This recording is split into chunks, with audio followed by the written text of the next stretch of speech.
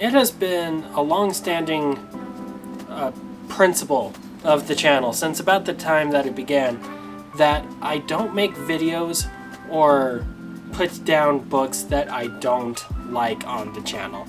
And there's a couple of reasons for this, and some of them are reasons you probably wouldn't expect. First, yeah, it's just a lot more fun to talk about things that I like, you know? It's just, life's too short to be always hating on things. You might as well enjoy it. But second, through talking with hundreds of people who are into comic books, I've learned that the book that I hate might be the book that changes somebody's life, and that's worth respecting. This doesn't mean that I ignore problems with a book. You know, if I see something that is just not working or is kind of shaky or like it just could be improved, I want to point that out because it's important that we hold creative works to a high standard so that we're constantly improving and constantly getting better.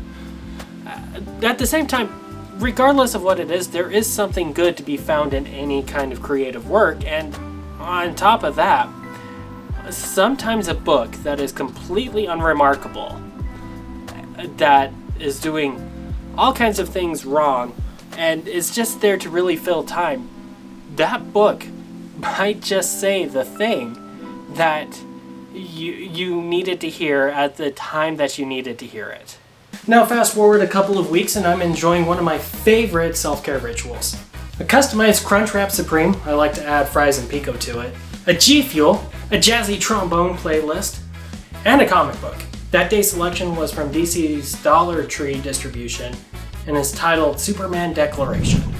Dollar Tree started getting these DC comic books set up in their stores late 2024, early 2025 as part of a really big push from DC Comics to get their books out of specialized comic book stores only and get them into a wider audience. These books are actually really great for a lot of reasons. For one thing, they are widely available, a lot more than your standard comic book stores are. Like, most people I meet have to travel quite a ways to get to a comic book store.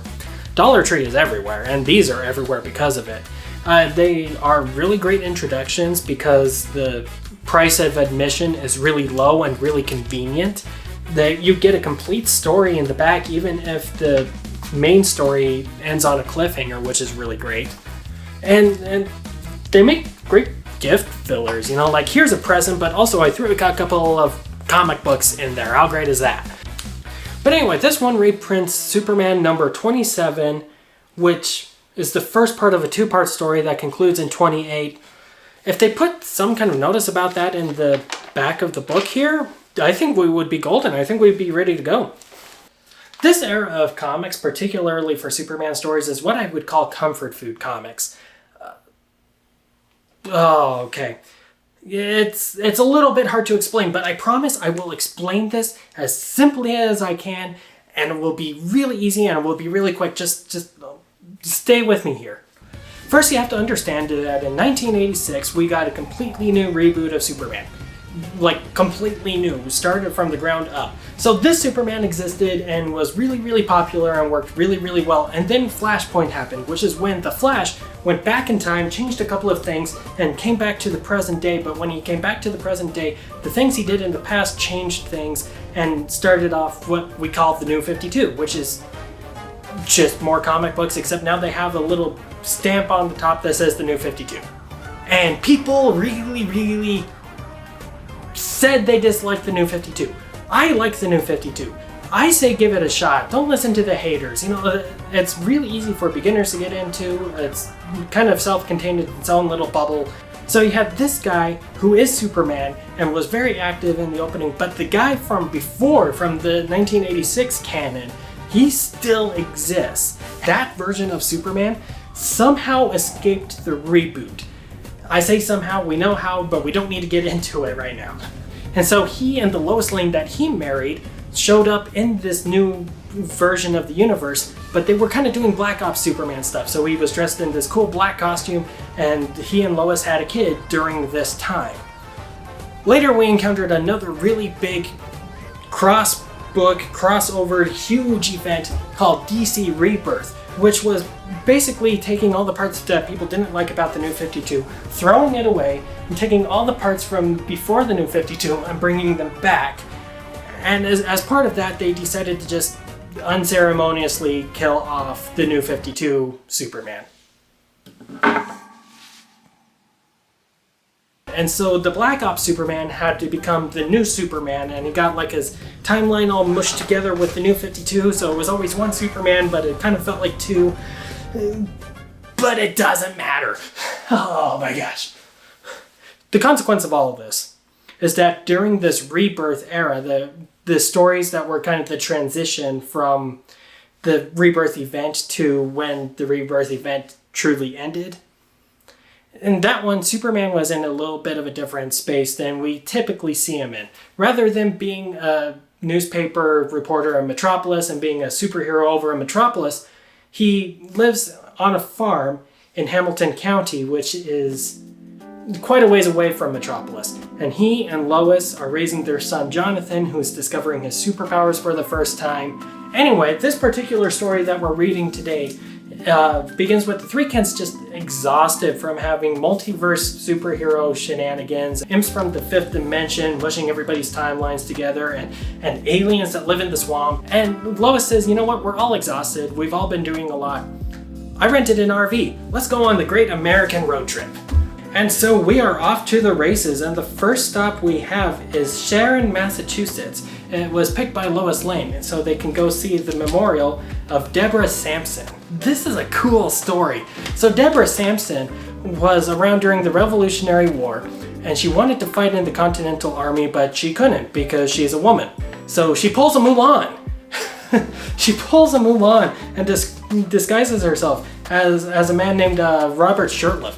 And just for like a year and a half, completely fools everyone and is an actual like foot soldier in the Continental Army. It isn't until she is very badly wounded with the flu on top of her bullet wounds that she's discovered and then given an honorable discharge. It's kind of a cool story, and apparently she wasn't alone. Apparently a lot of women did this. It's kind of neat. Anyway, from there we go. Hold on.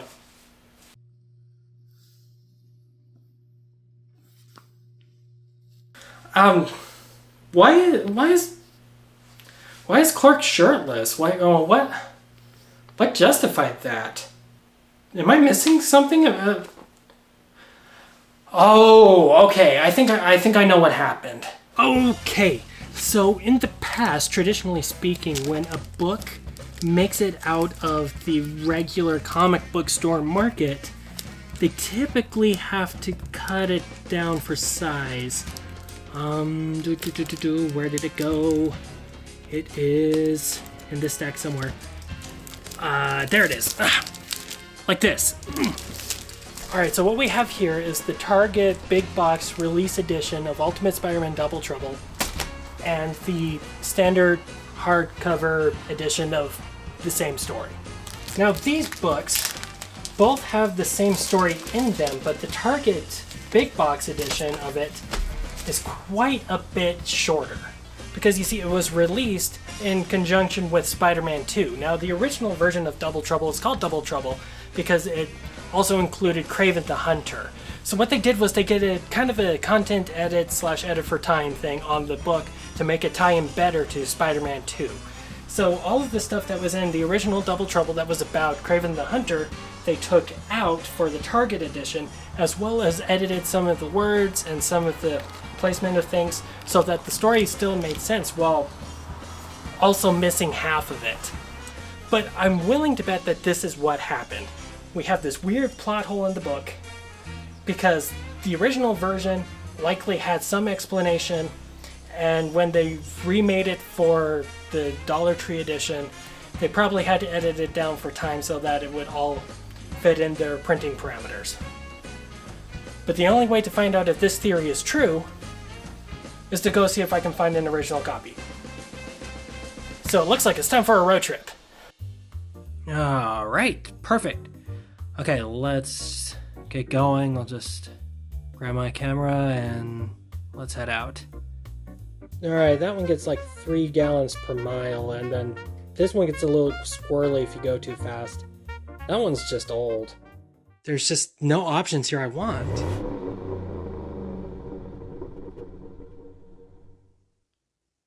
Oh yeah, that'll do. Whee! Alright, I traveled around and I think this might be the only place near me that might have it, and I say near with quotation marks. Still had to travel to get here. I don't know, let's go check it out. Let's see.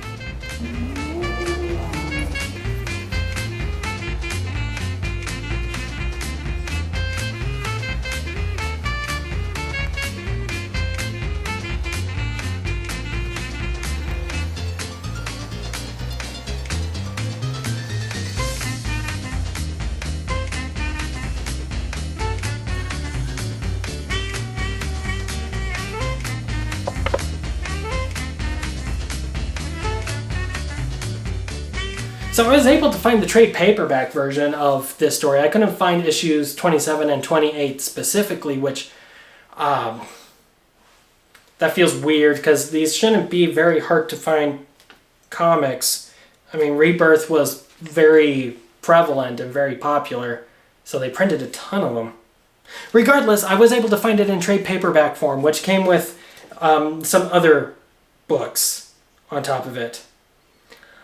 Oh no, I got more Superman comics. But I was able to double check, and I have some good news, and I have some confusing news. The good news is that after comparing it against the trade version of the book, the collected edition that includes issue 27 and 28, we're not missing anything. This is the complete book. This is everything. And in fact, that combined with the short story, it's the one from Superman Red and Blue. It's the one where all the color in the world has been taken away and Superman has to decide if he should allow the colors to come back, as well as all of the heavy emotions associated with those colors. It's good. Really poetic stuff, really interesting. So that's the good news. The confusing news that comes from that is that there's no explanation. They go to put a small flag at this memorial statue, and then afterwards, I guess Superman just takes a shower in the RV for no reason. There's no explanation. There's no explanation. There's no logic behind it. It's just there, and I guess we just get to deal with that. I spent about 50 minutes round trip trying to figure out if I was missing a page from this, and I found out, no, I'm not missing a page. Superman's just a weirdo. But this scene in Sharon is actually a really good example of the kind of conversation that this book, as well as 28, that this story is trying to have about this American road trip that they're on and American history in general. Through this story, Lois and Clark are encountering a lot of the really hard truths that are causing a lot of the really heated conversations and really heated discussions that we're having today about what it is like to be in the United States of America. At the same time, Mr. Truth, Justice, and the American Way and Mrs. I'm the daughter of a 5-star general know that there is a lot to love about being in the United States. Plus, they have a really excited, really curious, really impressionable 10-year-old kid with them on this road trip. And through the conversations that Lois and Clark are having with their son Jonathan, it kind of feels like we're getting the truth of things, but we're also getting it through the lens of being gently parented into it, as if we are a 10-year-old who's learning about all of this for the first time.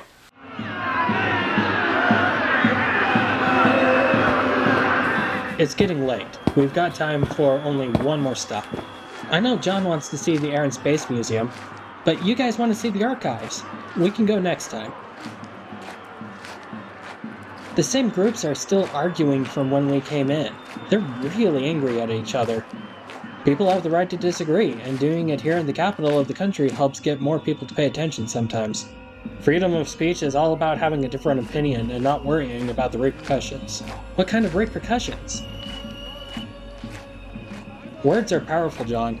They can change the world, and sometimes words have gotten people killed. There are still places where governments kick your door in at night if you speak against them and drag you off to prison. And just as important as words are in changing the world, so are deeds. And here are some of the best. Because ultimately, I don't believe that the version of patriotism and pride in one's country that we teach kids is necessarily a bad thing. The tricky part is making sure that when we talk about patriotism, we make sure that it's defined the right way. It's a really, really tough subject if you're trying to rush through it, but if you slow down and if you're humble enough to accept what is in front of you rather than what people tell you is supposed to be in front of you, what is patriotism is actually a really, really easy question to answer. Is patriotism the ramblings of angry people, spreading distrust and conspiracies to try and push their own agenda? Or is it the people who open up their hearts and their homes to those who are suffering? Is it the hate groups who have co-opted the word patriotism and have co-opted the symbols of it, like the flag, as a way to push their ideology of exclusion? Or is it the people who try to create an environment of inclusion, of celebration of other people? Is it the people who seek power to make themselves better? Or is it the people who work really hard to try and empower others first?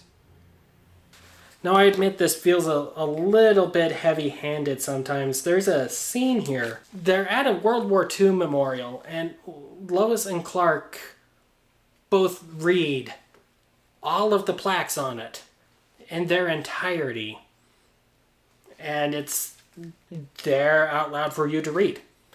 It's a lot of text to read in a comic book.